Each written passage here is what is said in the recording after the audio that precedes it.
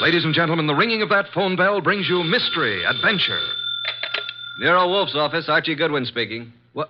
Oh, Fritz. Yeah, I thought it was the outside line. Yeah? Yes, thanks. I'll be right down, Fritz. Boss, Mr. Wolfe, will you please hurry? You're well aware that it will avail you nothing to hurry me.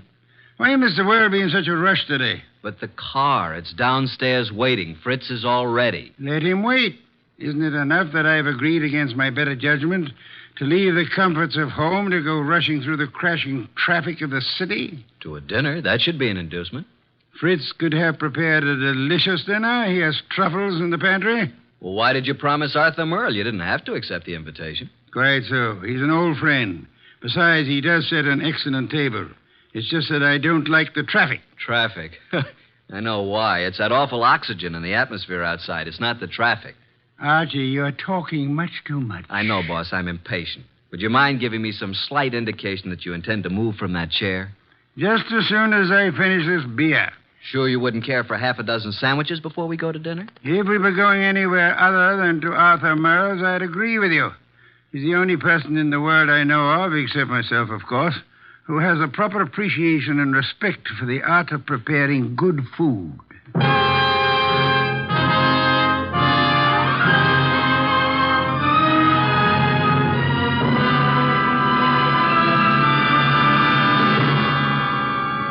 Ladies and gentlemen, it's that renowned genius who is the bulkiest, balkiest, most ponderous, and most brilliant detective in the world. Yes, none other than that chair-borne mass of unpredictable intellect, Nero Wolfe. Created by Rex Stout and brought to you in a new series of adventures over this NBC network in the person of Mr. Sidney Greenstreet.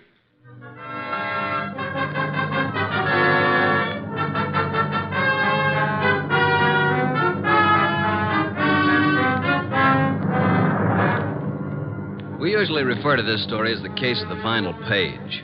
Under normal circumstances, the last page of a manuscript would be absolutely worthless unless you read all the preceding pages. But in this instance, the final page held the answer to a murder. Without that page, we couldn't arrive at the solution. Actually, we didn't even know the problem. Anyhow, I finally got Nero Wolfe to the lobby of Arthur Merle's apartment building. Going up. Up, please. Are you going up, gentlemen? Are you, honey? Certainly. It's my job. Then so are we. After you, boss. When did they install women elevator operators in this building? I've been here for 2 years. Floor, please. Arthur Merle's apartment, I believe it's 814. That's right. Are you Mr. Wolfe? No, this is Mr. Wolfe. I'm Archie Goodwin. Although the name Wolfe would be much more appropriate for him than for me. How did you know he was Mr. Wolfe? Mr. Merle came in half an hour ago. He mentioned that he was expecting you. You see, Archie, you rushed me unnecessarily. We practically preceded him here, and we'll probably have to wait interminably for dinner. I just hate to be late. Arthur Merle has never been on time in his life. He's no more punctual than any other writer. He's never been known to meet a deadline on time. This is your floor, gentlemen. Arthur Merle is just down the hall to the right, 814. Thank you. And by the way, I want to compliment you on your congenial attitude, miss. I'll speak to the management. Oh, thank you, sir. Decent of you. What's your name, huh? Women are usurping everything. Really costs to live here. Merle's really in the chips. Every book he writes sells 1 million copies. Remember the last time we had dinner with Arthur Merle? I do. Delicious. Mountain quail. Shot them himself. Yeah, he's quite a marksman. Archie, such proficiency as Arthur Merle displayed in hunting is evidence of a wasted life. Sure, he probably never made over $500,000 a year in his whole life. Well, ring again. Don't just stand there. Surely he's expecting us. The elevator operator said he was? Yeah, she seemed quite well informed. If I were a judge of women, which I'm not, I'd say she has a line on every male in the building. She can get a line on me anytime she wants. Archie, your insatiable interest in the female seems sometimes to border on the psychopathic. You know a more pleasant way to go crazy? Phooey. It's strange. There's a light on in there. I can see it under the door. Shall I try the door? Do so, Archie. Thank you. Unlocked. Well, at least we can get in. He may be in the bedroom. Probably in the kitchen. I'll just sit here. I must forgo the comforts of my own home.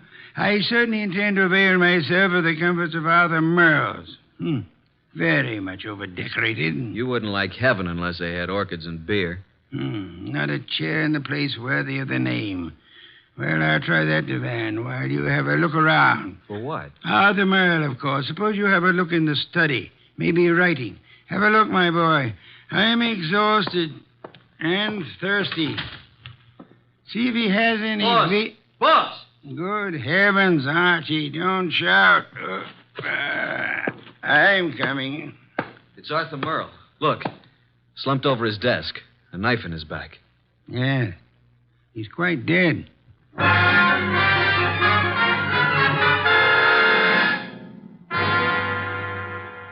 You haven't touched anything? Certainly not. I've been around long enough to know that. Well, you just call Inspector Kramer at homicide. How long do you think he's been dead? I'd say a half hour. From all appearances, yes. And perhaps only 10 minutes. I can't understand it. Why would anyone want to kill Arthur Merle? Everybody liked him. Last man I'd expect such a thing to happen to. The answer is probably a considerable distance from the question, Archie. Inspector Kramer, homicide. Archie Goodwin, Inspector. Just a minute. Nero Wolfe wants to speak to you. Oh, no. Don't tell me you two have stirred up something on a night like this. It's 10 below zero. I'm sorry. Here you are, boss. Hello, Inspector. Yes? What is it this time, Wolf? Find a dead body under Grant's tomb? I'm sorry you'll forgive any apparent failure to find humor in your little witticism. But I'm at Arthur Merle's apartment. I suggest you come here at once. Seems that Arthur finally met a deadline.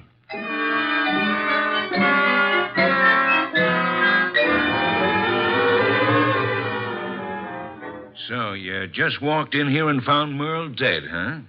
We were invited here for dinner. Anyone else around when you got here? No? You see anyone, Goodwin? Only the elevator operator who brought us up. Well, Mr. Wolfe, since you were in on the ground floor, maybe you've got some ideas. Sorry, Inspector. Had I been able to solve the crime so soon, I would have advised you, Inspector. Yeah. Well, it's obviously murder. Obviously. You knew him well? Quite well. Ever know of his being in any trouble? No? Everybody liked him. Arthur Merle, I felt, didn't have an enemy in the world. Is that so? I don't think anybody pulled this as a little friendly gesture.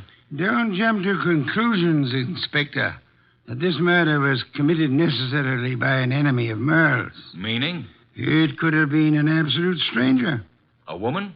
Or a burglar, or a madman, or a crank, or... As far as we know, it could have been anybody in the city, Inspector. Arthur's been dead nearly an hour. And an hour ago, I was in my own home, sitting comfortably in my own big, easy chair, drinking a delectable glass of beer. Someone at the door, Archie. Yeah, just a minute. I'll answer that. Mr. Merle? No. Well, is Mr. Merle here? Yes, he's here. But he's not seeing anyone. Well, he's expecting me. I'm from the Serve Right Catering Company. We're ready to serve for 4 here tonight. The dinner has been canceled. Oh, but it's been ordered. Breast of guinea hen, cooked in wine and cloves, delicious. It's prepared and waiting. I'm afraid that I must insist on seeing Mr. Merle. Mr. Merle has been murdered. Well, I'm afraid I must... Murdered? Well, oh, my goodness, but... Well, in that case, Yes, good evening. Don't you think you might have taken a bit more time with the fellow, Inspector? Why? You might at least have let him serve the dinner. Guinea hen, wine, and cloves sounded positively delectably... Look, I've had dinner. I'm afraid you're too busy, Inspector. So busy that you've just passed up an extremely interesting bit of information. What are you talking about, Wolfe? He said he was to serve dinner for 4. Well? Arthur Merle, Archie, and myself are only 3. Well, who else was supposed to be here? A 4th guest who either hasn't arrived yet or who arrived earlier and left. Oh, I see what you mean, Wolfe. Good. In that case, I'll leave you to pursue your deductions from that premise. Archie, will you please stay with the inspector and be of any help that you can? As for myself, I'm going back to my own home, which I should never have left in the first place.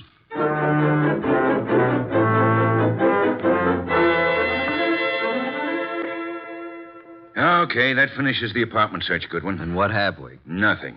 Except that Merle had over $300 in his pocket, and he was wearing a ring worth a couple of $1,000, so it couldn't have been robbery. And I don't think it was premeditated murder. Why not? The weapon. Obviously, if someone had planned on killing Merle, he'd have prepared it better. Used a better weapon than a blunt paper knife. No, as I see it, someone was here before you and Wolfe arrived, and for some reason that person found it necessary to kill Merle, and he did it on the spur of the moment. I'm listening. Well, it's obvious. Merle was slumped over his typewriter. This sheet of paper was in it. He'd been working. May I see it? Yeah. Starbreaker. Strange title. Page 189. He was getting well along with his latest mystery. Apparently. Gregory Thorne slipped the paper into his pocket. It was just an ordinary piece of paper, but Gregory knew its value. Used properly, as Greg knew how to use it, it would be worth $100,000. He walked away briskly, and as he... That's all. Yeah, that's all. Must have been writing. I'd like to read the rest of it. We didn't find any more of it. Any other ideas? No, at the moment we seem to be right where the murderer himself left off. Oh, what is this, open house? Sorry to be so... Oh. Oh, what? I expected to see Mr. Merle. Is he here? Well, who are you? Cynthia Roberts. He expecting you? Well, no. That is, Come on in, Miss Roberts. Thank you. Maybe the young lady is trying to say that he didn't have to expect her. Maybe she felt free to call without advance notice, Inspector. Inspector? What did you want to see Mr. Merle about? I'm his fiancée. Oh. Had dinner yet, Miss Roberts? Why, yes, I had dinner earlier. When were you last here, Miss Roberts? Last night, after the theater. Arthur and I were... What's the matter? Is something wrong? I'm sorry to have to tell you this, Miss Roberts, but Arthur Merle was murdered.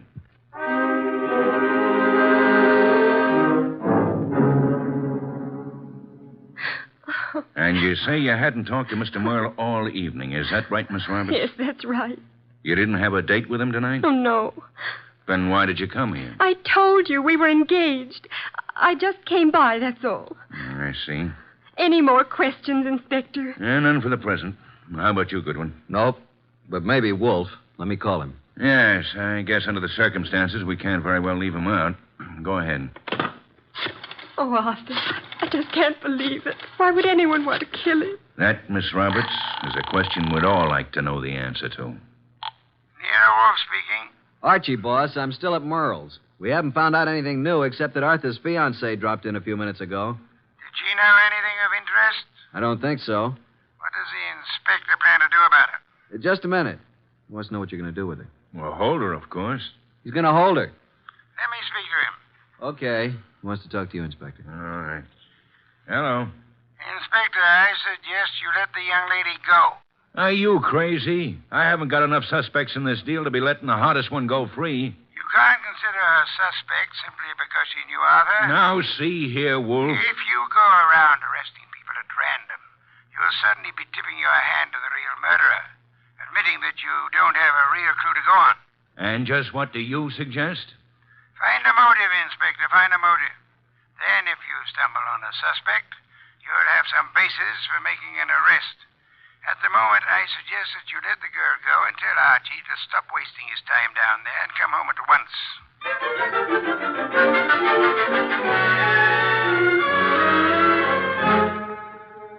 So that's the story, boss. We went over that place with a fine-tooth comb. Nothing. There's not a single suspect. The last person to see Arthur alive was the elevator girl.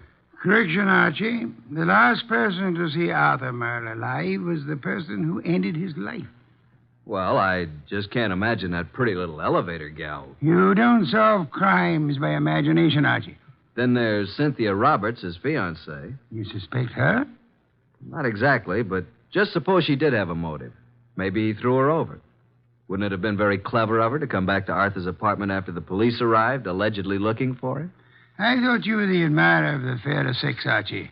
So far, the best you can do is practically accuse the elevator girl and Arthur's fiancée of murder. Well, who else is there? Certainly the fellow who came with the food doesn't count. I repeat, who else is there? The entire population of the city, Archie. Thanks. Well, that's all I get. Oh, there was something else. What? This.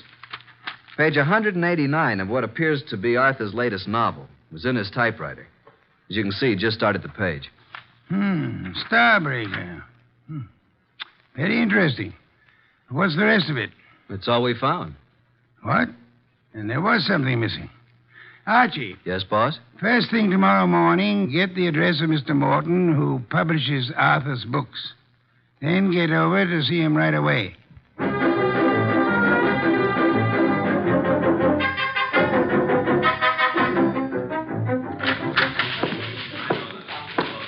Yes, may I help you? I'd like to see Mr. Morton. Did you have an appointment? Tell him I'm from Homicide. Oh, yes, sir. Yes? Mr. Morton, I know you have someone with you, but there's a gentleman here from the Homicide Bureau. He wants to see you. Tell him I work for Nero Wolfe. My name's Goodwin. His name is Goodwin. Send him in. Yes, thank you. You may go right in, sir. The large door to your right. Thanks. Come in, Mr. Goodwin. Come in. I understand you're from Homicide. Not exactly. I'm Nero Wolfe's assistant. We're working with Inspector Kramer. And what can I do for you? You've heard about Arthur Merle. Yes, I received the word when I came in this morning. It was a great shock. Oh, excuse me, Mr. Goodwin. This gentleman is Henry Childs. How do you do, Mr. Childs? Glad to meet you, Mr. Goodwin. You're with Nero Wolfe? I'm his assistant, man Friday. Mr. Childs is a publicity agent. He handled all publicity for Arthur Merle. I've not only lost an excellent client, but a very good friend. Did you know Mr. Merle? Yes, I'd met him a number of times with Mr. Wolfe. Yes, indeed. Arthur Merle was a great writer and a fine citizen. He'll be missed by millions. Mr. Goodwin, when was the murder discovered? Last night, shortly before dinner. Well, what did the police, what do you think the motive was? Don't know as yet, Mr. Childs. A little early for that. Well, it's certainly a shame. I wanted to ask you a few questions, Mr. Morton, privately. I hope you don't mind, Mr. Childs. Oh, no, not at all. I was about to leave. I'll run along now, Mr. Morton. See you again soon, Mr. Childs. Good morning, gentlemen. Well, Mr. Goodwin, You did a lot of business with Mr. Merle, Mr. Morton? I published every one of his novels for the past 8 years. And you intended to publish his new one, the one he was working on? Yes, we had a contract. The usual agreement between you. Naturally, although I didn't know the story, I was always sure that if Arthur wrote it, it was good. Mr. Merle's name on a novel was a guarantee that it would sell 1 million copies. You don't know what this last one was about? Haven't the faintest idea. We relied completely on Arthur's judgment. Not even any carbon copies, huh? Not that I know of. Why? When Mr. Merle was killed, the only thing missing from his apartment was the novel. The novel? The first 188 pages, all we found of it were a few lines of page 189 in his typewriter. He must have been working on it when the murderer stabbed him. The rest of it's gone. You mean, Goodwin, the novel's gone? Oh, this will cost me $1 million. Well, it cost Arthur Merle his life. Arthur Merle dead and his novel gone. I can hardly believe it. Well, thank you, Mr. Morton. Oh, I hope I've been of some help, although I'm don't sorry quite... you haven't. But we may call on you again. Before it's over, you may be a great help.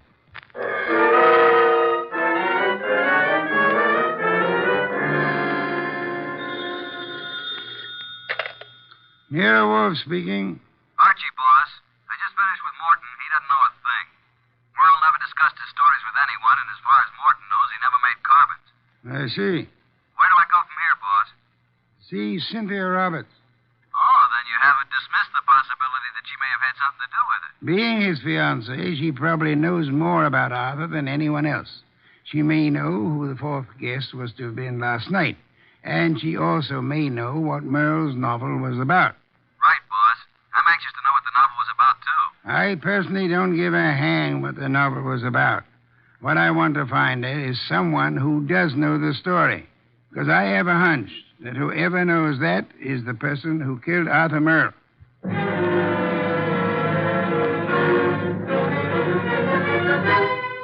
Miss Roberts, I know you want to help us find out who killed Arthur. Oh, yes, of course. I'll do anything. Nero Wolfe and I were invited to have dinner with Arthur Merle last night. Well, I knew he was having friends in for dinner, but I didn't know who they were. Oh, I'm sorry. I hoped you'd know whom he invited. No, he didn't tell me. Miss Roberts, we have reason to believe that there was to have been a fourth person there last night.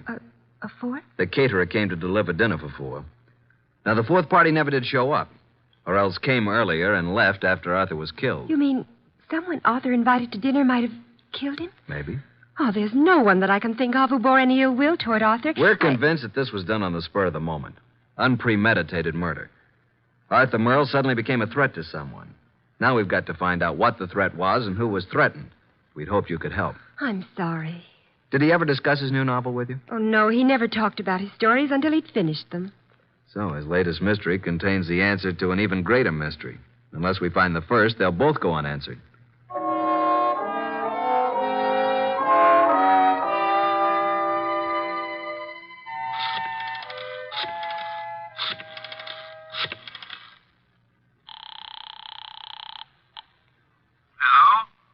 Mr. Morton? Yes?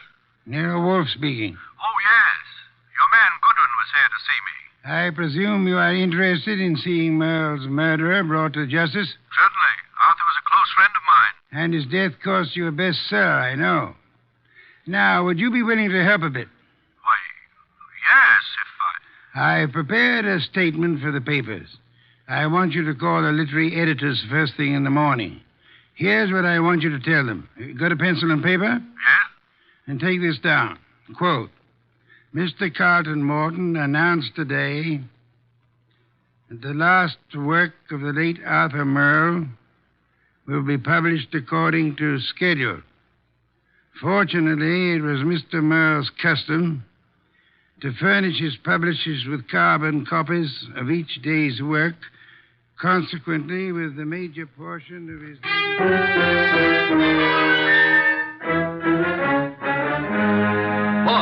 Boss! Good heaven, Archie. Please don't be so loud. Look here. In this morning's paper, why, that rat, he lied to me. That What on earth are you talking about? That publisher, Morton, he said he didn't have copies of Merle's manuscript, that he didn't know what it was about. And listen to this. Mr. Carlton Morton announced today that the last work of the late Arthur Merle will be published according to schedule. Fortunately, it was Mr. Merle's custom to furnish his publisher with carbon copies of each day's work. Consequently, with a major portion of his latest work, Starbreaker, in the hands of his publisher, together with a complete synopsis, including the denouement, it will be possible for a ghostwriter to complete the novel. It will be published posthumously and proceeds with... Boss, did you hear that? I did, and it couldn't have been more to my liking if I'd written it myself. Now, excuse me. I want to make a telephone call. Who? Publisher Morton. Yeah, I'm beginning to see. He lied about the whole thing. I still don't see why he'd kill Merle, but on... Hello, Mr. Morton. This is Nero Wolfe. Yes, perfect. Now I'll call Kramer, and he and Archie will be waiting for you.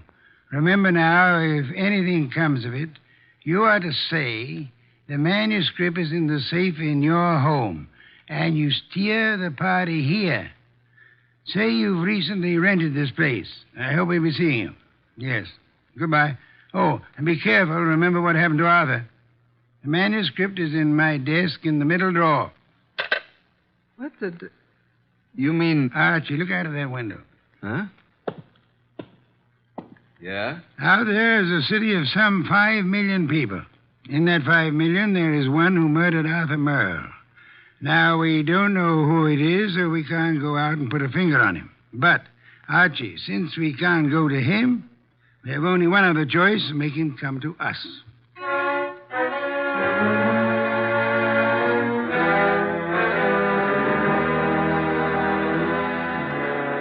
Will you tell me why we're sitting here in the dark in Wolfe's office? Yes, Inspector Kramer. Mr. Wolfe promised us a caller. Mr. Morton is to pretend that he's rented this place recently. Well, who's the caller? Can't tell you until he or she gets here. You seem certain he'll come. I'm quite certain. I'm just hopeful. You trying to tell me that Morton killed Merle? You're almost as dense as Archie was. No, Morton didn't do it. Unless Mr. Wolfe is very wrong, which is doubtful, before the night is over, Morton will know who did. And it won't be long until we know, too. You should get on a quiz program. You're so good at guessing games. Shh. Listen. Huh? Someone's coming. A brilliant deduction, my dear Kramer. I hope there are two of them. Inspector, behind these drapes. Quick! I'll get behind the screen. All right, Mr. Morton. So far, you've been very cooperative. Just keep it up. I have no intention of doing otherwise. Your gun has me completely convinced, Mr. Childs. Get the manuscript. Yes, just a moment. It's in my desk. Wait a minute. I thought you said it was in the safe. A mistake, Mr. Childs. I don't have a safe. Shall I get the manuscript? Yes, but no tricks. You be careful. I'm being exceedingly careful, Mr. Childs.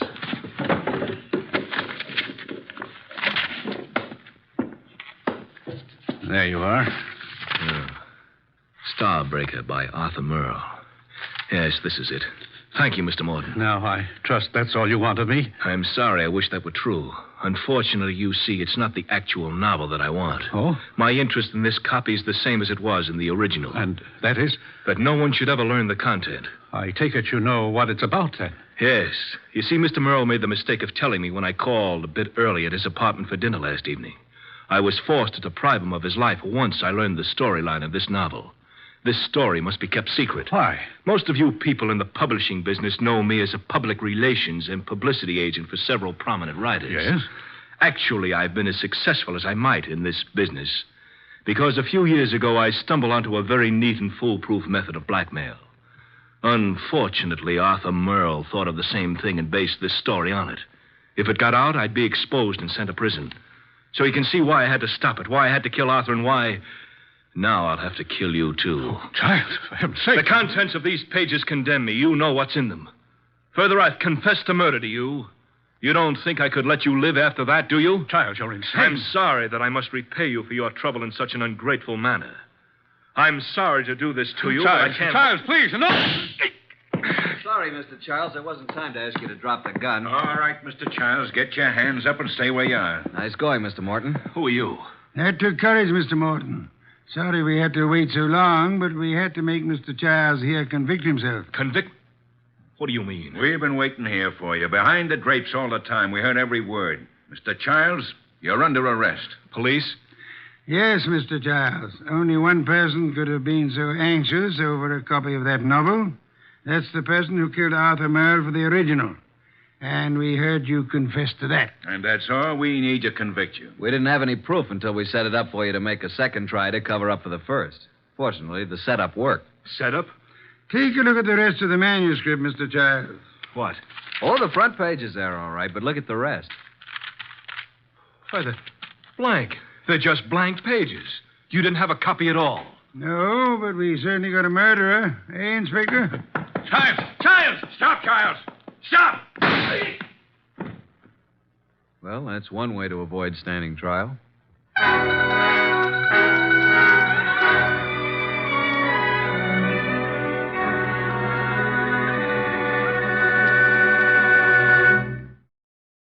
Well, Archie, I'm glad you and Kramer got Childs. Some beer, please. That was a clever scheme, boss, making him think there was a copy.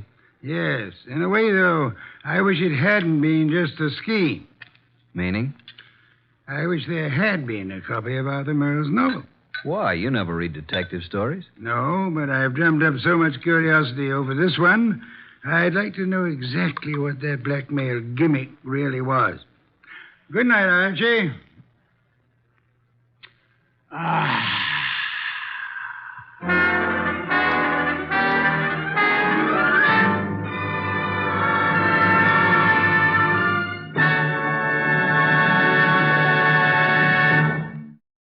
You have been listening to The New Adventures of Nero Wolfe, starring Sidney Greenstreet.